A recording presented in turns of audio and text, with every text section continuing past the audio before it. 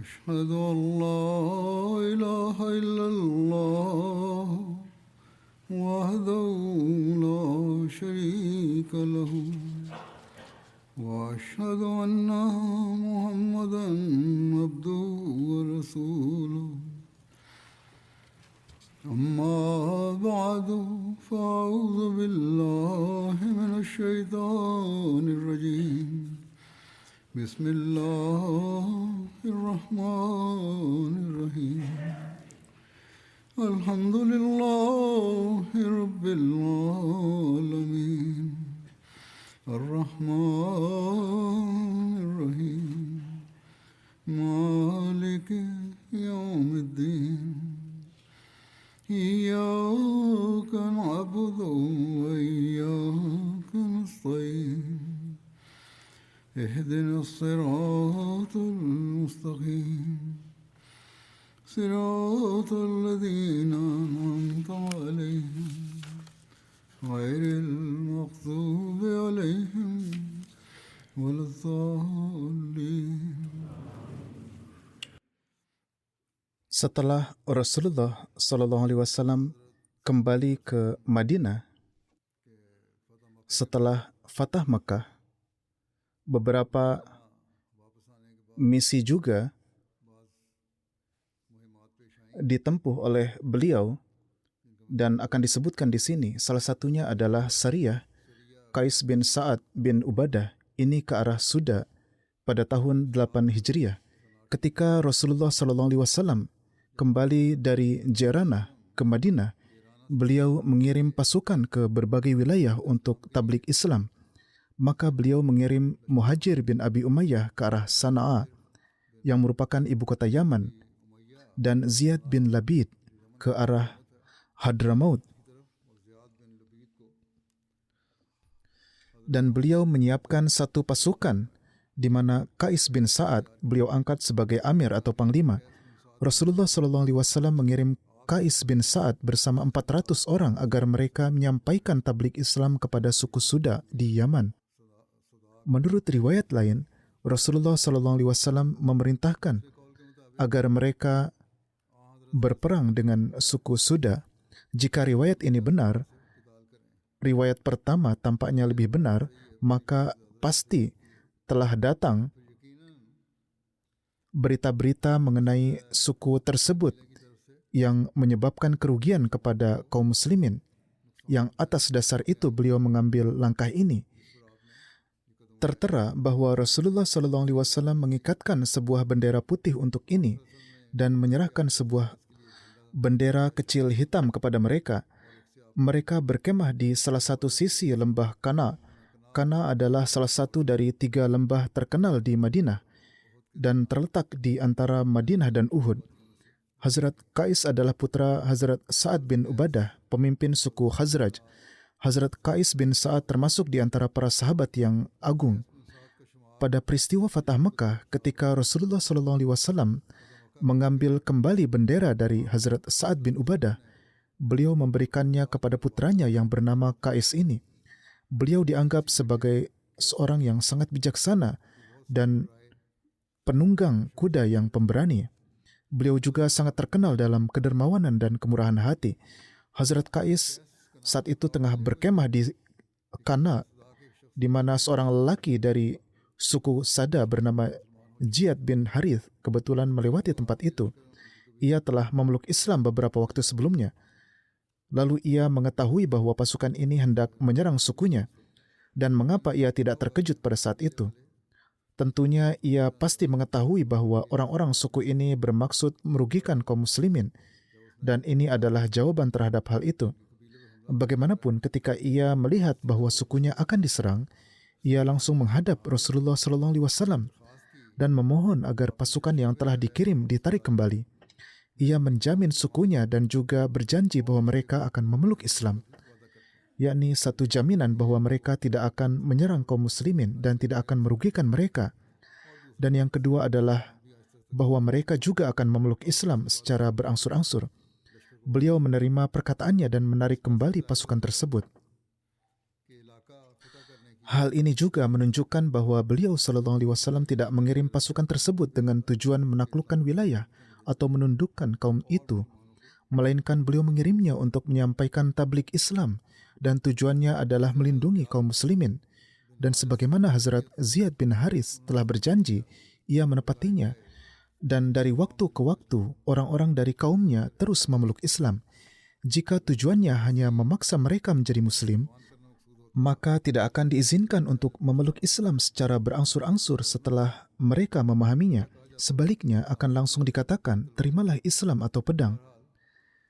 Alhasil, ketika sahabat itu melakukan tabligh secara bertahap, mereka juga pada akhirnya memeluk Islam. Karena melakukan serangan untuk memaksa seseorang menjadi muslim itu adalah bertentangan dengan ajaran Islam dan juga bertentangan dengan sifat dan juga sunnah Rasulullah SAW sendiri. Ketika mereka memeluk Islam, beliau SAW mengangkat Hazrat Ziyad sebagai amir mereka, dan Rasulullah SAW juga memberikan surat jaminan keamanan kepada kaum itu. Padahal bagi mereka yang telah memeluk Islam tidak diperlukan surat jaminan keamanan. Beliau memberikannya karena sebagian dari mereka belum memeluk Islam. Kemudian Sariyah Hazrat Uyainah bin Hishan al-Fazari ke arah Bani Tamim. Sariyah ini terjadi pada bulan Muharram tahun ke-9 Hijriah ke arah Banu Tamim di bawah pimpinan Hazrat Uyainah bin Hishan. Latar belakangnya adalah Rasulullah SAW mengutus Hazrat Bishr bin Sufyan ke arah cabang suku Khuza'ah yaitu Banu Ka'ab untuk mengumpulkan harta zakat. Orang-orang ini tinggal di antara Sakia dan tanah Banu Tamim. Maka atas perintah Hazrat Bishr bin Sufyan, harta Banu Khuza'ah mulai terkumpul kepadanya dari segala penjuru. Banu Tamim yang belum memeluk Islam menganggap harta itu terlalu banyak. Maka mereka pun berkata, "Mengapa ia mengambil harta kami secara tidak sah?" Dan mereka mengeluarkan pedang-pedang mereka. Banu Khuza'ah berkata, "Kami telah menerima agama Islam dan ini adalah perintah agama kami yang memberikannya. Apa masalah kalian?" Tetapi Banu Tamim berkata bahwa Bishr bin Sufyan ini tidak akan dapat mencapai seekor unta pun. Melihat keadaan pertengkaran dan perselisihan ini, Hazrat Bishr bin Sufyan tanpa melakukan penagihan apapun kembali dari sana. Hal ini sangat memberatkan Banu Khuza'ah. Mereka sangat tidak senang. Banu Khuza'ah menyerang Banu Tamim dan mengusir mereka dari sana sambil berkata, "Jika bukan karena hubungan kekerabatan kalian, kalian tidak akan sampai ke kota-kota kalian.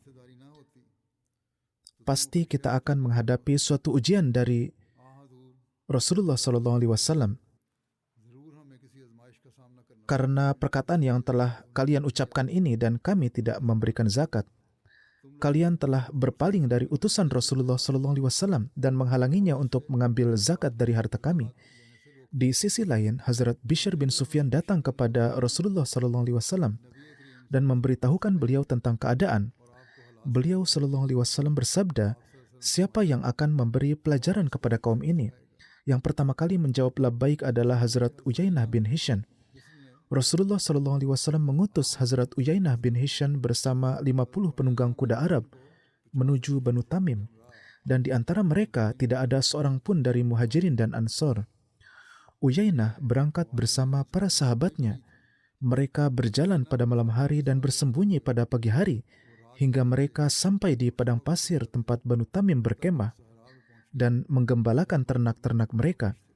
Ketika Banu Tamim melihat pasukan ini, mereka meninggalkan segala sesuatu dan melarikan diri dari sana.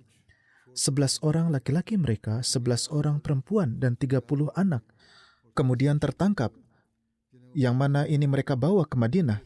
Dan sesuai perintah Rasulullah SAW, mereka ditempatkan di rumah Hazrat Ramlah binti Haris. Setelah itu, sebuah utusan yang terdiri dari 80 atau 90 orang yang terkemuka dari Bani Tamim datang menghadap Rasulullah SAW. Dalam utusan ini terdapat para penyair yang fasih dan orator dari suku tersebut. Mereka semua datang ke masjid pada saat orang-orang sedang menunggu Rasulullah SAW untuk sholat zuhur. Para utusan mereka mengira bahwa mungkin beliau sallallahu alaihi wasallam terlambat, maka beberapa orang di antara mereka mendekati kamar Rasulullah sallallahu alaihi wasallam dan dengan suara keras memanggil serta berkata, "Wahai Muhammad sallallahu alaihi wasallam, mohon keluarlah kepada kami." Beliau sallallahu alaihi wasallam keluar. Lalu orang-orang ini mulai berbicara dengan Rasulullah sallallahu alaihi wasallam. Kemudian beliau sallallahu alaihi wasallam memimpin salat zuhur dan setelah selesai salat, beliau duduk di halaman masjid. Pemimpin utusan itu berkata, "Kami ingin berbangga dengan Anda dalam syair dan pidato, yakni tandingilah kami dalam pidato dan syair. Siapakah kaum yang memiliki orator dan penyair yang lebih tinggi derajatnya dari kaum kami? Kami bangga bahwa orator kami baik dan penyair kami juga sangat baik." Beliau sallallahu alaihi wasallam bersabda, "Adu kebanggaan dalam syair dan pidato bukanlah tujuan pengutusanku. Aku tidaklah datang untuk menyampaikan syair pidato dengan penuh kebanggaan. Tujuanku adalah membawa manusia kepada Allah Ta'ala. Tetapi jika tujuan kedatangan kalian hanyalah itu, maka tunjukkanlah keahlian kalian. Jika kalian menginginkannya, maka silakan lakukan. Kami akan memberikan jawabannya." Kemudian mereka mengirim Utarid bin Hajib. Ia lalu berpidato. Rasulullah SAW memerintahkan Hazrat Sabit bin Qais bin Syammas untuk memberikan jawabannya. Beliau memberikan pidato yang dahsyat sebagai jawaban atas pidatonya dan mengalahkan pidato musuh tersebut. Hazrat Hasan bin Sabit pada saat itu tidak hadir dalam majlis. Rasulullah SAW menyuruh untuk memanggilnya. Setelah itu, penyair dari utusan itu, yaitu Zibrikan bin Badar, menyampaikan syair-syairnya. Kemudian Rasulullah SAW bersabda kepada Hasan agar beliau menyampaikan syairnya sebagai tandingan. Hazrat Hasan memberikan jawaban spontan atas syair tersebut. Ketika Hazrat Hasan selesai, orang-orang dari utusan tersebut duduk berkumpul. Aqra bin Habis yang datang bersama utusan ini secara spontan memberikan pendapatnya di hadapan teman-temannya bahwa orang-orang mereka yang berpidato lebih unggul dari orator kita dan penyair mereka jauh lebih tinggi derajatnya daripada penyair kita, yakni mereka jauh lebih unggul dari kita. Kemudian ketika orang-orang selesai, mereka kemudian masuk Islam. Menurut beberapa riwayat, Hazrat Aqra bin Habis telah memeluk Islam beberapa waktu sebelumnya dan sekarang ia hadir kembali bersama delegasi tersebut. Setelah Bani Tamim menerima Islam, Rasulullah SAW mengembalikan tawanan mereka dan juga menganugerahi mereka semua dengan hadiah dan penghormatan. Menurut satu riwayat, setiap orang yang termasuk dalam utusan tersebut dianugerahi 500 dirham. Utarid bin Hajib yang termasuk dalam utusan ini, yang telah disebutkan sebelumnya, setelah memeluk Islam, mempersembahkan sebuah selendang kepada Rasulullah SAW sebagai hadiah. Selendang ini diberikan kepadanya oleh Kisra. Dikatakan bahwa selendang ini adalah selendang sutera berkualitas yang sangat tinggi yang dikerjakan dengan emas. Para sahabat melihat kehalusan dan kelembutan selendang tersebut, sehingga mereka sangat terkesan dan mulai menyentuhnya dengan tangan mereka untuk melihatnya. Melihat sikap para sahabat ini, Rasulullah SAW bersabda, "Kalian begitu heran terhadap selendang ini, padahal selendang-selendang saat di surga jauh lebih lembut dan jauh lebih baik daripada ini."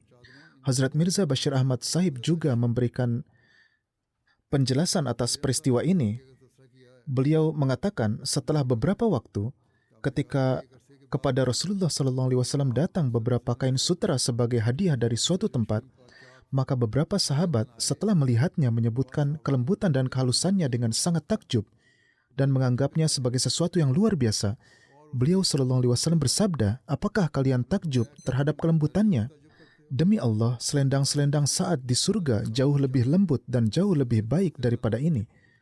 Sabda beliau ini adalah gambaran untuk mengisyaratkan kedudukan kenyamanan Said yang diperoleh di surga. Jika tidak, sebagaimana yang diketahui dari Al-Quran Suci dan Hadis, di mana nikmat-nikmat surga tidak dapat dibandingkan dengan nikmat-nikmat dunia ini, dan nikmat surga tidak dapat disebut secara benda, dan yang diisyaratkan dalam Al-Quran dan Hadis adalah mengisyaratkan tentang kesempurnaan nikmat-nikmat itu.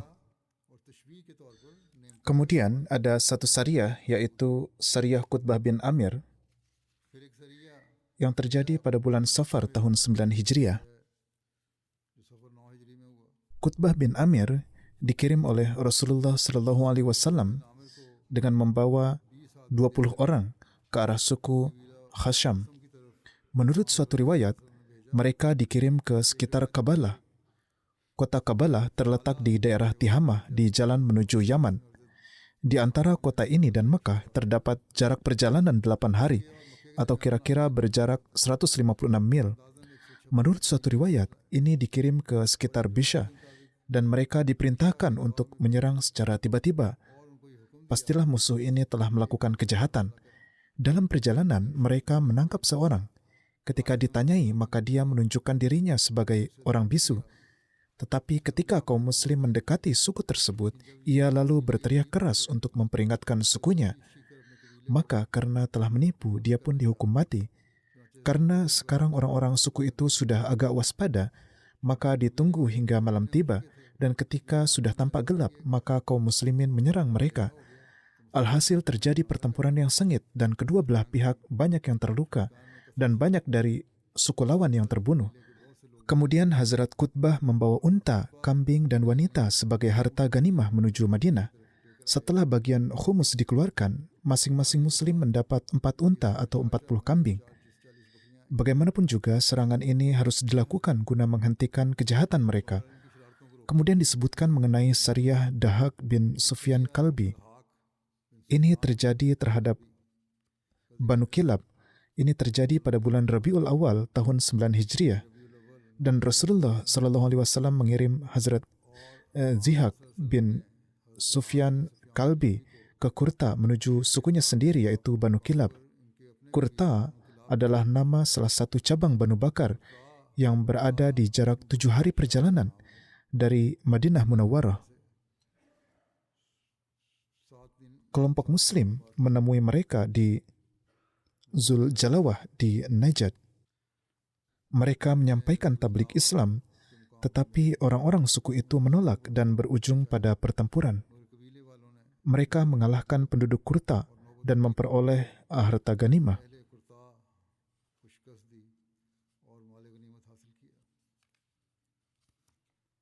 Dalam syariah ini ada sebuah peristiwa yang menggugah iman. Salma bin Kurd, yang adalah seorang kafir, yang termasuk di antara pemimpin pihak lawan, namun anaknya, Usaid bin Salma, telah masuk Islam dan ia ikut dalam pasukan kaum muslimin. Ketika musuh tidak dapat menahan serangan kaum muslimin dan melarikan diri, di antara mereka ada ayah Hazrat Usaid, yaitu Salma. Usaid mengejar ayahnya, namun demi menyelamatkan diri, ia melompat ke dalam air bersama kudanya. Usaid juga mengikuti ayahnya di belakang lalu mengajak ayahnya kembali kepada Islam agar bagaimanapun caranya ayahnya dapat terselamatkan dari neraka. Tetapi sang ayah sebagai jawaban, ia mulai mencaci maki anaknya. Ketika sang anak melihat bahwa ia tetap keras kepala dan memberontak, maka ia memotong tali kekang kuda ayahnya. Lalu seseorang yang lain datang dan membunuhnya. Namun ada juga riwayat lain. Menurut riwayat tersebut, ketika Usaid datang ke Madinah dan menerima Islam, maka ayahnya yang sudah tua menulis surat kepadanya yang di dalamnya terdapat beberapa syair di mana ia mengungkapkan keluhan tentang masa tuanya dan ketidakpatuhan anaknya dan juga mencela anaknya karena telah menerima Islam. Ia menulis, "Apakah hal-hal tersebut yang menjadi sebab engkau meninggalkan ayahmu yang sudah tua lalu menerima Islam?" Setelah melihat surat ayahnya ini, Usaid menghadap ke hadirat Rasulullah SAW dan menyampaikan seluruh permasalahan serta meminta izin untuk menulis balasan kepada ayahnya. Maka atas arahan Huzur SAW, ia menulis surat tabligh kepada ayahnya, yang kemudian setelah membacanya, ayahnya juga menerima Islam. Ini tertera dalam riwayat ini. Kemudian syariah Hazrat Alqamah bin Mujazziz menuju Jeddah. Ibnu Sa'ad menulis, syariah ini terjadi pada bulan Rabiul Akhir tahun ke-9 Hijriah. Sementara menurut beberapa riwayat lain terjadi pada bulan Safar tahun 9 Hijriah. Rasulullah SAW menerima berita bahwa beberapa orang dari penduduk Habsyah telah turun di pantai Jeddah. Menurut beberapa riwayat, mereka ingin melakukan perampokan terhadap penduduk Mekah. Dalam sebuah kitab sejarah disebutkan bahwa orang-orang tersebut telah menyeberangi laut dan berusaha menimpakan kerugian bagi kaum muslimin. Jeddah adalah sebuah kota yang berada di pantai laut sebelah barat Makkah Mukarramah dan hingga hari ini merupakan sebuah kota besar di Hijaz. Jarak antara Makkah dan Jeddah adalah 75 km, sedangkan jarak Jeddah dari Madinah adalah sekitar 250 mil. Rasulullah SAW mengutus Hazrat Alqamah sebagai pemimpin beserta 300 orang ke arah mereka. Ketika orang-orang dari penduduk Habsyah yang telah tiba di pantai Jeddah itu mengetahui kedatangan Hazrat Alqamah, maka mereka naik ke kapal-kapal mereka dan melarikan diri ke laut. Hazrat Alqamah mengejar mereka hingga ke sebuah pulau. Ada sebuah peristiwa dari misi ini yang patut disebutkan. Diriwayatkan dari Hazrat Abu Sa'id Khudri, Rasulullah SAW mengangkat Alqamah bin Mujaziz sebagai panglima atas sebuah pasukan dan saya juga berada dalam pasukan tersebut. Ketika kami sampai di tempat tujuan dan setelah selesai dari misi tersebut, sebuah kelompok meminta izin kepada panglima mereka untuk segera kembali. Maka beliau memberikan izin kepada mereka dan mengangkat Abdullah bin Huzaifah As-Sahmi sebagai pemimpinnya. Dalam tabiatnya terdapat sifat suka bercanda. Orang-orang ini lalu singgah di tengah perjalanan. Mereka menyalakan api agar mereka dapat menghangatkan diri. Dalam Sunan Ibnu Majah disebutkan bahwa Abdullah As-Sahmi berkata, "Bukankah menjadi hak saya atas kalian bahwa kalian mendengar dan taat?" Mereka berkata, "Tentu saja." Abdullah berkata, "Apapun yang saya perintahkan kepada kalian, kalian akan melaksanakannya." Mereka berkata, "Ya." Abdullah berkata, "Saya memerintahkan kalian agar melompat ke dalam api ini." Beberapa orang pun berdiri dan bersiap untuk melompat. Ketika ia yakin bahwa mereka benar-benar akan melompat, ia berkata, "Tahanlah diri kalian, karena saya hanya bercanda dengan kalian." Ketika mereka kembali, orang-orang melaporkan hal ini kepada Rasulullah SAW. Beliau bersabda, "Man amarakum minhum bima'siyatillahi fala tuti'uhu." Siapa saja di antara pemimpin kalian yang memerintahkan kalian untuk menentang Allah, maka janganlah kalian menaatinya. Dalam satu riwayat disebutkan, Rasulullah SAW bersabda, "La ta'ata fi ma'siyatillahi, innamat ta'atu fil ma'ruf." Tidak ada ketaatan dalam urusan menentang Allah. Ketaatan itu hanyalah dalam perkara yang ma'ruf. Dalam riwayat lain disebutkan, ketika peristiwa ini disampaikan kepada Rasulullah SAW, beliau sangat marah dan bersabda, "Lau dakhaluha ma kharaju minha ila yaumil qiyamah, at-ta'atu fil ma'ruf." Seandainya mereka masuk ke dalamnya, niscaya mereka tidak akan keluar darinya hingga hari kiamat, yakni dari api, karena ketaatan itu adalah dalam perkara yang ma'ruf. Hazrat Muslim Maud juga telah menyebutkan peristiwa yaitu, dalam perkara-perkara yang bertentangan dengan syariat tidaklah perlu ketaatan. Rasulullah SAW pada suatu ketika mengutus seorang sahabat sebagai pemimpin sebuah pasukan kecil. Di tengah perjalanan, ia mengatakan sesuatu yang tidak dilaksanakan oleh sebagian sahabat. Maka ia pun marah dan berkata, "Rasulullah SAW telah mengangkatku sebagai amir atas kalian, dan beliau juga telah bersabda bahwa barang siapa menaati amir yang telah aku angkat, maka dia telah menaatiku, dan barang siapa menentangnya, maka dia telah menentangku. Maka saat aku adalah wakil Rasulullah SAW, maka mengapa kalian menentangku?" Atas hal ini para sahabat berkata, "Kami akan menaati Anda." Ia berkata, "Baiklah, aku akan melihat apakah kalian menaati atau tidak." Maka ia memerintahkan untuk menyalakan api, dan ketika api telah menyala, ia berkata kepada para sahabat, "Lompatlah ke dalamnya." Sebagian sudah siap dan bersiap-siap, tetapi yang lain menahan mereka dan berkata bahwa ketaatan itu dalam urusan yang sejalan dengan syariat, jadi mereka tidak memiliki pengetahuan tentang syariat. Cara seperti ini, melompat ke dalam api dan mengorbankan nyawa adalah tidak diperbolehkan, dan Allah Ta'ala berfirman bahwa tidak boleh bunuh diri. Ketika perkara ini disampaikan di hadapan Rasulullah SAW, maka beliau setuju dengan orang-orang yang mengatakan bahwa melompat ke dalam api tidak diperbolehkan. Kemudian Sariyah Hazrat Ali ke arah Fuls, Banu Tai, terjadi pada bulan Rabiul Akhir tahun 9 Hijriah. Fuls adalah sebuah berhala di wilayah Najd, dan suku Tai menyembahnya. Selain untuk nazar dan persembahan, senjata juga dipersembahkan untuknya. Rasulullah SAW mengutus Hazrat Ali bersama 150 Ansar dalam pasukan ini. dan di dalamnya ada 100 unta dan 50 kuda untuk meruntuhkan berhala Fuls milik Banu Tai. Kekhususan pasukan ini adalah bahwa selain Hazrat Ali, semua orang lainnya adalah kaum Ansar. Tidak ada seorang pun dari kalangan Muhajirin dan lainnya. Banu Tai adalah suku Arab yang terkenal. Mereka tinggal di dekat Syam. Beliau sallallahu alaihi wasallam memberikan kepada Hazrat Ali untuk Syariah ini sebuah bendera besar berwarna hitam dan sebuah bendera kecil berwarna putih. Hazrat Ali menyerang pada waktu pagi dan meruntuhkan berhala Fuls mereka. Banyak tawanan dan ternak yang menjadi harta ganimah. Ini adalah suku dari Hatim Tai yang terkenal dermawan, dan di antara para tawanan termasuk juga Safanah, putri Hatim Tai. Adi, putra Hatim Tai, yang merupakan pemimpin suku itu, melarikan diri dan pergi ke negeri Syam. Abu Qatadah ditunjuk sebagai pengawas para tawanan dan Abdullah bin Atiq ditunjuk sebagai pengawas ternak. Setelah mengeluarkan bagian khumus, yaitu 1/5 bagian untuk Rasulullah SAW, sisa harta ganimah dibagikan. Namun mereka tidak melakukannya untuk Safanah putri Hatim, tetapi membawanya sebagai tawanan ke Madinah. Safanah putri Hatim Tai bersama seluruh tawanan ditempatkan di sebuah kemah di samping pintu Masjid Nabawi. Safanah adalah seorang wanita yang sangat pemberani dan cerdik. Ketika Rasulullah SAW melewati kemahnya, ia berdiri untuk menghormati beliau dan berkata, "Wahai Rasulullah, ayah saya telah wafat dan saudara laki-laki yang menjadi pelindung saya telah melarikan diri. Maka berikanlah kebaikan kepadaku, semoga Allah memberikan karunia kepada engkau." Beliau bertanya, "Siapa yang melindungimu?"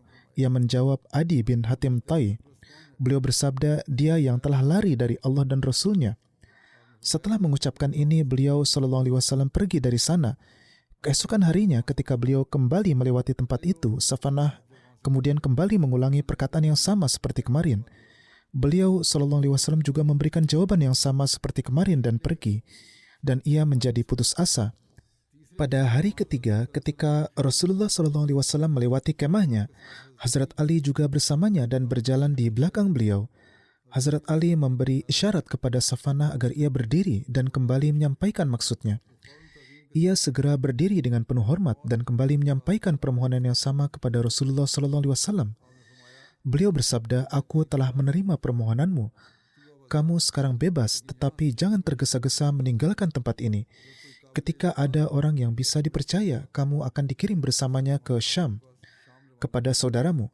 Dalam satu riwayat disebutkan, ia memohon kepada Rasulullah SAW agar beliau bermurah hati kepadanya, yakni membebaskannya. Maka beliau bersikap ihsan kepadanya dan membebaskannya. Akhirnya ia menjadi seorang Muslim. Dalam riwayat lain juga disebutkan bahwa sebelum dibebaskan ia telah menjadi seorang Muslim atau segera setelah pembebasan. Beberapa hari kemudian, beberapa hari dari Banu Quda'ah datang ke Madinah yang bermaksud pergi ke Syam. Ketika Safanah mengetahui hal itu, ia menghadap Rasulullah SAW dan menyampaikan bahwa dia mempercayai orang-orang tersebut. Oleh karena itu, ia mohon izin untuk pergi ke Syam bersama mereka. Rasulullah SAW memberikan izin kepadanya dan juga menyediakan pakaian, tunggangan, serta bekal perjalanan untuknya. Setelah pamit, ia berangkat dan sampai ke Syam menemui saudaranya, Adi. Ketika ia tiba di Syam dan bertemu saudaranya, ia mencelanya karena telah melarikan diri dari sana dengan membawa istri dan anak-anaknya, namun meninggalkan saudara perempuan dan kehormatannya di sana. Mendengar ini, saudaranya meminta maaf dan merasa malu. Tidak lama kemudian, Adi bertanya kepada saudara perempuannya, "Coba katakan apa pendapatmu tentang Muhammad?" Safanah yang telah menjadi Muslim setelah menyaksikan akhlak Rasulullah SAW berkata, "Demi Allah, menurutku sebaiknya kamu segera pergi menemui beliau secepat mungkin. Jika ia benar-benar seorang nabi, maka orang yang dengan segera pergi menemuinya akan beruntung dan berhasil. Dan jika ia seorang raja, maka tidak ada perbedaan dalam kehormatan dan martabatmu." Adi berkata bahwa pendapat ini sangat baik. Lalu ia segera bersiap-siap dan sampai ke Madinah. Rasulullah SAW sedang berada di masjid.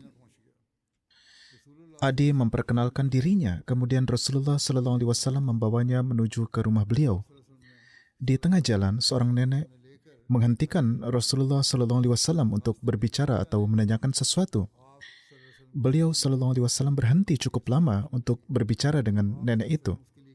Setelah Adi menyaksikan semua ini, ia berpikir dalam hatinya bahwa orang ini tidak mungkin seorang raja, karena ia berhenti seperti ini ketika dihentikan oleh seorang nenek. Ketika sampai di rumah, Rasulullah SAW menyodorkan sebuah bantal kulit yang diisi dengan daun kurma untuk duduk. Tetapi Adi berkata, "Anda yang duduk di atasnya." Namun Rasulullah SAW bersabda, "Tidak, Andalah yang duduk di atasnya." Dan beliau SAW sendiri duduk di lantai. Melihat ini, Adi kembali berpikir dalam hatinya, "Demi Allah, orang ini tidak mungkin seorang raja." Rasulullah SAW memulai percakapan dengan Adi, membahas tentang agamanya dan beberapa urusan pribadinya. Beberapa hal yang dibicarakan adalah hal-hal yang tidak diketahui oleh siapapun kecuali Adi sendiri, sehingga Adi menjadi yakin bahwa beliau benar-benar seorang utusan Allah dan berkata, "Saya telah yakin bahwa Anda benar-benar Rasul Allah, karena Anda telah diberitahu tentang beberapa hal yang tersembunyi." Diriwayatkan dari Hazrat Adi bahwa Rasulullah SAW bersabda, "Wahai Adi, terimalah Islam, maka kamu akan selamat." Saya berkata, "Saya sudah menjadi pengikut suatu agama." Beliau SAW bersabda, "Saya lebih mengenal agamamu daripada kamu sendiri." Saya berkata, "Bagaimana mungkin Anda lebih mengenal agama saya daripada saya sendiri?" Beliau bersabda, "Ya, saya lebih mengenal agamamu daripada kamu." Kemudian beliau SAW bersabda, "Bukankah kamu menganut agama Rakushi, yaitu agama antara Kristen atau Sabi?" Saya berkata, "Mengapa tidak?" Rasulullah SAW bersabda, "Bukankah kamu pemimpin kaummu?" Saya berkata, "Ya." Beliau SAW bersabda, "Bukankah kamu mengambil 1/4 bagian dari harta rampasan perang karena kedudukanmu sebagai pemimpin?" Saya berkata, "Ya, saya mengambilnya." Beliau bersabda, "Ini tidaklah halal bagimu dalam agamamu sendiri untuk mengambilnya dengan cara seperti itu." Maka saya merasa menyesal dan malu pada diri saya sendiri. Kemudian beliau bersabda, "Wahai Adi, mungkin kemiskinan kaum muslimin menghalangimu untuk masuk ke dalam agama ini. Demi Allah, tidak lama lagi harta akan melimpah sedemikian rupa, sehingga tidak akan ditemukan orang yang mau menerimanya. Dan mungkin juga banyaknya musuh mereka menghalangimu untuk masuk ke dalam agama ini. Oleh karena itu, kamu ragu-ragu. Demi Allah, tidak lama lagi kamu akan mendengar tentang seorang wanita yang berangkat dari Hira dengan menunggang untanya untuk berziarah ke Baitullah Ka'bah, dan ia tidak akan merasa takut sedikit pun. Mungkin juga yang menghalangimu untuk masuk ke dalam agama ini adalah kenyataan bahwa pemerintahan dan kekuasaan berada di tangan orang-orang lain. Maka demi Allah, tidak lama lagi kamu akan mendengar tentang istana-istana putih di tanah Babel, bahwa istana itu telah dibuka untuk mereka dan perbendaharaan Kisra akan dibuka." Rasulullah SAW mengulangi perkataan ini 3 kali. Adi berkata bahwa setelah melihat akhlak mulia Rasulullah SAW dan semua perkataan beliau itu, saya pun masuk Islam. Hazrat Adi sendiri menceritakan peristiwa masuk Islamnya dan juga mengatakan, "Saya telah melihat seorang wanita musafir yang berangkat dari Hira tanpa teman seperjalanan untuk melakukan tawaf Baitullah, dan saya sendiri turut serta dalam pasukan penaklukan Kisra."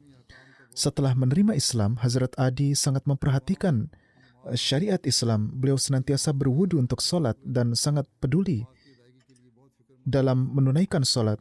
Orang-orang yang berulang kali bertanya bahwa apakah keikutsertaan kerabat yang muhrim adalah wajib untuk pergi haji, itu diperlukan dalam keadaan tertentu. Saya telah menjawabnya beberapa kali, tetapi hal ini juga mendukung bahwa Hazrat Adi mengatakan, "Saya sendiri telah melihat seorang wanita yang berangkat dari Hira dan ia sendirian dan datang untuk melakukan tawaf Ka'bah dan tidak ada seorang pun bersamanya, yakni tidak ada syarat kehadiran yang muhrim."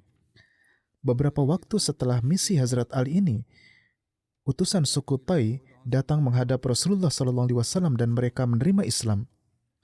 Kemudian ada riwayat tentang Sariyah Ukasha bin Mihsan menuju Janab. Sariyah ini terjadi pada bulan Rabiul Akhir tahun 9 Hijriah. Sariyah Hazrat Ukasha ini terjadi di wilayah utara Madinah Munawwarah di antara suku-suku Uzra dan Bali yang tinggal di sekitar Janab. Dalam beberapa riwayat, nama wilayah ini juga disebutkan sebagai Jibab. Rincian lebih lanjut tentang syariah ini tidak banyak disebutkan, hanya disebutkan bahwa syariah ini telah terjadi. Sekarang saya akan menyampaikan beberapa hal awal tentang Ghazwah Tabuk. Ini terjadi pada bulan Rajab tahun 9 Hijriah, bulan September 630 Masehi. Setelah Ghazwah Taif pada bulan Rajab tahun 9 Hijriah, Rasulullah SAW berangkat untuk Ghazwah ini. Ini adalah Ghazwah terakhir dalam kehidupan beberkat Rasulullah SAW. Tabuk berjarak sekitar 685 km dari Madinah. Ghazwah ini disebut Ghazwah Tabuk karena pasukan berhenti di mata air bernama Tabuk. Ketika Rasulullah SAW mendekati Tabuk, beliau bersabda, "Innakum sata'tuna godan, insyaallahu aina Tabuk." Besok kalian akan sampai di mata air Tabuk, insyaallah. Dalam Al-Quran, Ghazwah Tabuk disebutkan dengan nama Sa'atul Usr, yaitu masa kesulitan. Oleh karena itu, Ghazwah ini juga disebut Ghazwatul Usr, karena kaum muslimin menghadapi kesulitan dan kesempitan yang sangat besar dalam Ghazwah ini.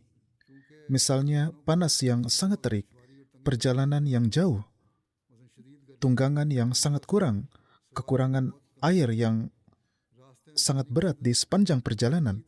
Untuk persiapan pasukan, biaya juga kurang. Hal ini harus dihadapi dengan sangat berat. Karena semua kesulitan ini, Ghazwah ini juga disebut Jaishul Usra, yaitu pasukan yang mengalami kesempitan dan kesulitan. Ghazwah ini juga disebut Ghazwatul Fadihah. Dalam bahasa Arab, Fadahat berarti menyingkap dan pembukaan aib. Dan karena Ghazwah ini adalah menyebabkan keadaan banyak orang munafik terbuka dan tampak jelas, yang mana menjadi sebab semakin bertambahnya kehinaan dan terungkapnya aib mereka, maka Ghazwah ini pun diberi nama demikian. Latar belakang dan faktor lain dari Ghazwah Tabuk adalah sebagai berikut. Memang penduduk Madinah senantiasa menghadapi ancaman serangan dari kekuatan-kekuatan luar, khususnya dari Bani Ghassan yang didukung oleh Romawi.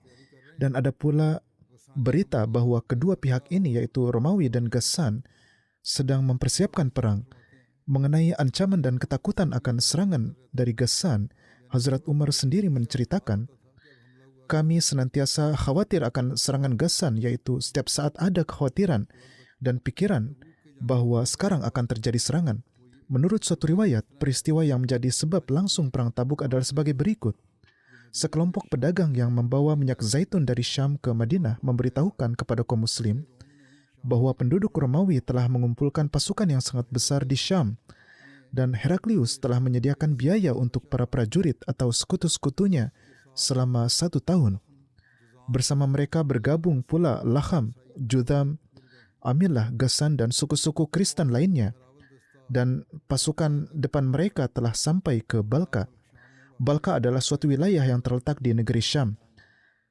Sebab lain dari perang ini menurut suatu riwayat adalah orang-orang Kristen Arab menulis kepada Heraklius bahwa sosok yang mengaku sebagai nabi, yaitu Muhammad SAW, nauzubillah, telah meninggal dunia dan para sahabatnya telah ditimpa kelaparan dan hewan ternak mereka telah binasa, dan sekarang adalah kesempatan yang sangat baik untuk menyerang mereka dan menjadikan agama Kristen menang. Maka ia mengirim panglima perangnya dengan pasukan 40.000 orang. Nama panglima ini adalah Kubad atau Zinad. Ketika Rasulullah SAW mendapat berita tentang pasukan ini, beliau juga memerintahkan untuk mempersiapkan pasukan. Sebab mendasar tampaknya adalah bahwa setelah Fatah Mekah dan setelah memberikan kekalahan yang menggetarkan kepada suku terkuat di antara Bani Hawazin dalam Perang Hunain, setelah kaum muslim memperoleh kemenangan atas semua suku di Arabia, maka kaum Yahudi, Kristen, dan munafik sekali lagi berkumpul bersama dan bersatu setelah melihat upaya mereka gagal, dan mereka memutuskan untuk meminta bantuan dari kekuatan yang adidaya pada waktu itu, yaitu Kaisar Romawi, dan untuk itu mereka melakukan perencanaan yang sangat besar dan berbahaya. Di satu sisi mereka menghubungi Kaisar Romawi dan menyiapkannya agar ia mengirim pasukan supaya kaum muslim dapat dimusnahkan. Dan di sisi lain, kaum munafik mulai menyebarkan berita palsu di Madinah sebelumnya bahwa Kaisar Romawi sedang mengirim pasukannya yang akan memusnahkan semua kaum muslim termasuk Muhammad SAW di Madinah. Dengan cara ini, kaum munafik dan para penentang lainnya menginginkan bahwa sangat mungkin Rasulullah SAW sendiri akan keluar dari Madinah menuju Syam untuk menghadapi pasukan. Dan dalam kedua corak, yakni kesulitan di perjalanan atau pertempuran dengan Kaisar Romawi, nauzubillah, kebinasaan kaum muslimin dan Rasulullah SAW akan menjadi kepastian. Bagaimanapun juga ini adalah keinginan mereka. Rinciannya akan disampaikan kemudian. Hari ini di Rabwah, Masjid Mahdi yang berada di Gol Bazar diserang oleh para teroris dan 5 hingga 6 Ahmadi terluka di sana. 2 orang terluka sangat parah. Operasi mereka juga sedang berlangsung. Semoga Allah Ta'ala memperbaiki keadaan mereka dan semoga Allah Ta'ala juga menganugerahkan karunia-Nya kepada para korban luka lainnya. Dan 2 orang yang terluka parah, peluru mengenai perut mereka. Petugas keamanan kita juga telah menembak salah satu teroris. 1 orang meninggal dan 1 lagi melarikan diri. Ini adalah laporan sejauh ini. Rincian lainnya akan menyusul. Semoga Allah Ta'ala segera mencengkeram para teroris ini dan para pelanggar hukum serta para penentang jemaat. Pemerintah Punjab, Wazir A'la, gubernurnya, dan pemerintah mengklaim bahwa di Punjab kejahatan telah terkendali 100% dan tidak ada lagi penjahat sekarang.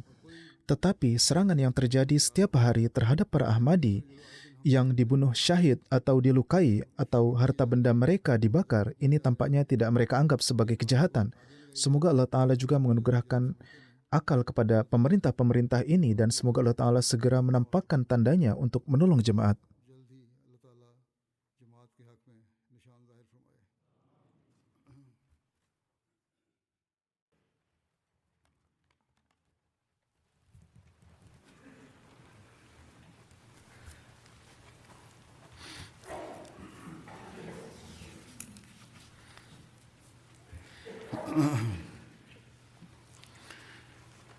Alhamdulillah, nahmaduhu wa nasta'inuhu wa nastaghfiruhu wa nu'minu bihi wa natawakkalu alayhi wa na'udzu billahi min shururi anfusina wa min sayyiati a'malina. Man yahdihillahu fala mudilla lahu ومن يضلل فلا هادي له ونشهد أن لا إله إلا الله ونشهد أن محمدا عبده ورسوله. عباد الله رحمكم الله إن الله يأمر بالعدل والإحسان وإيتاء ذي القربى وينهى عن الفحشاء والمنكر والبغي يعظكم لعلكم تذكرون. اذكروا الله يذكركم وادعوه يستجب لكم ولذكر الله أكبر.